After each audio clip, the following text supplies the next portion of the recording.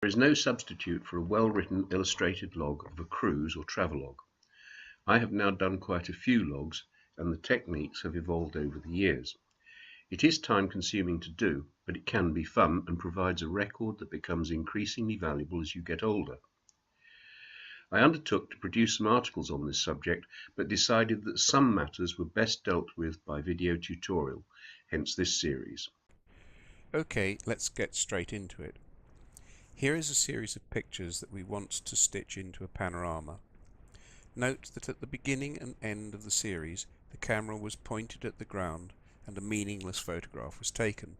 This helps identify a panorama sequence when you have a long camera roll, but these bookend pictures can be ignored from now on. I took these images during a normal day's photography. I normally shoot raw plus fine. I had already discarded the raw images. They can be used for panoramas if absolutely necessary, but I also know that the remaining JPEG images will produce a panorama that is far too big. So the first step is to reduce the size of all the images. Fortunately, this is easy to do in a batch in Affinity Photo. It could also be done using Faststone and other software. The steps are: select new batch job, add the images,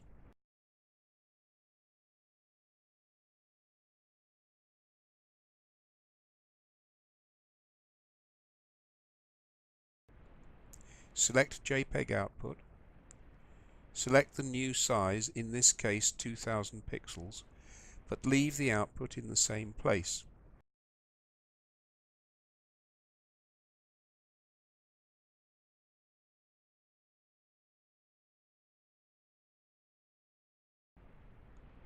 Job done.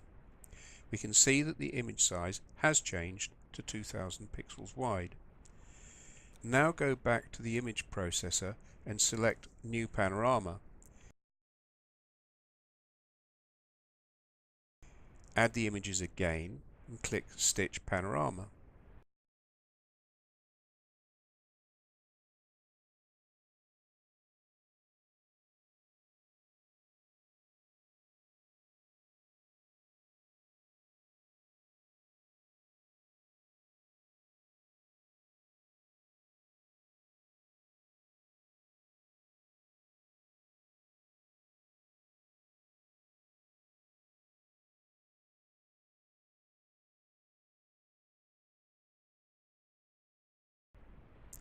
Eventually, a miniature of the stitched panorama will appear on the right.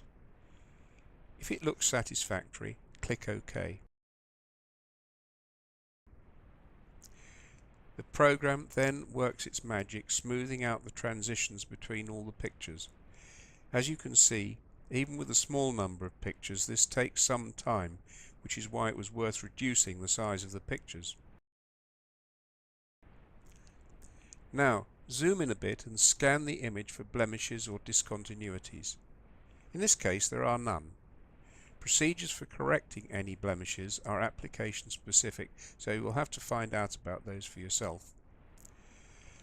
After the inspection, place the whole image at a suitable size on the screen and, if appropriate, click on the in-painting icon at the top of the screen, which will fill the transparent bits around the edge.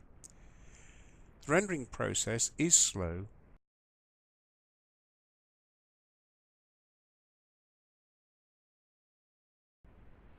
but the end result can be rewarding. Save the image in the application's native format and export a copy as a JPEG.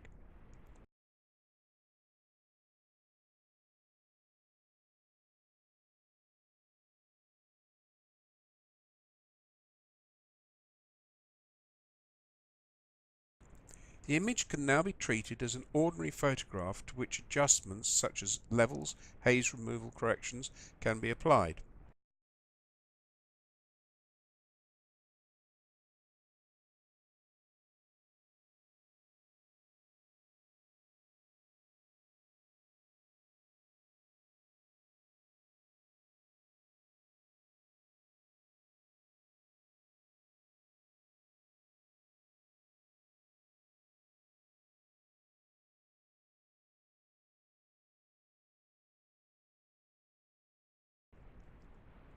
I like the high pass method of sharpening.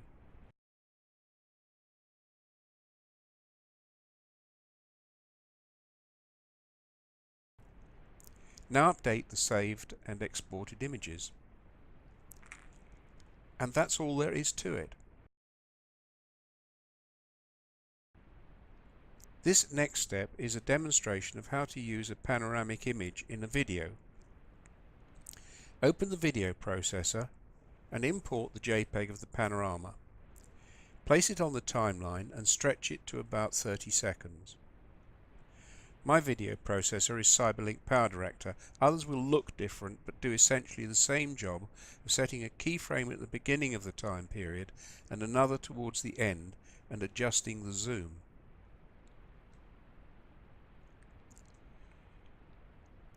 The first step is to increase the vertical scale so that the panorama fills the whole frame. Next, move the time marker to a point near the beginning of the time frame. Make sure that the position and scale keyframes are active.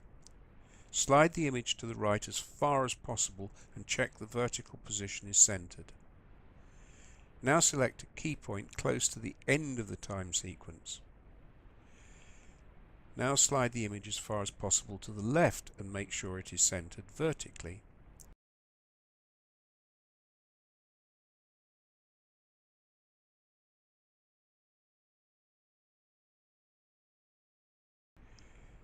Choose the ease function.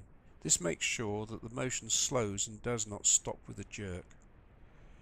Return to the earlier keyframes and select the ease function, which will make sure that the motion starts gently.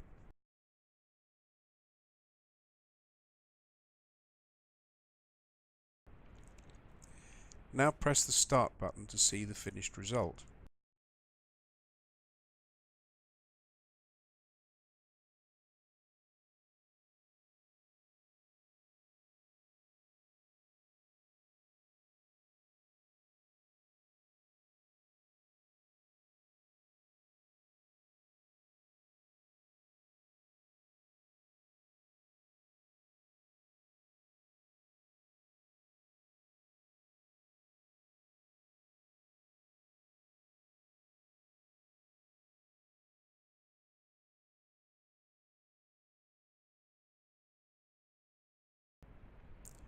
All that remains is to produce the finished video.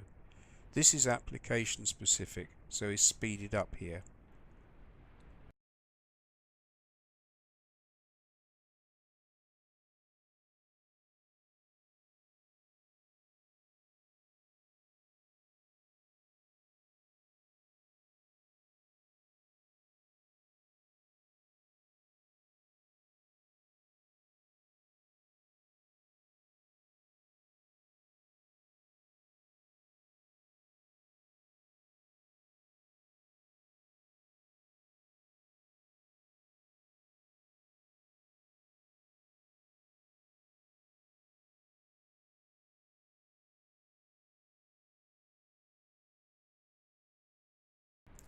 Here's the finished result again as we show the closing credits.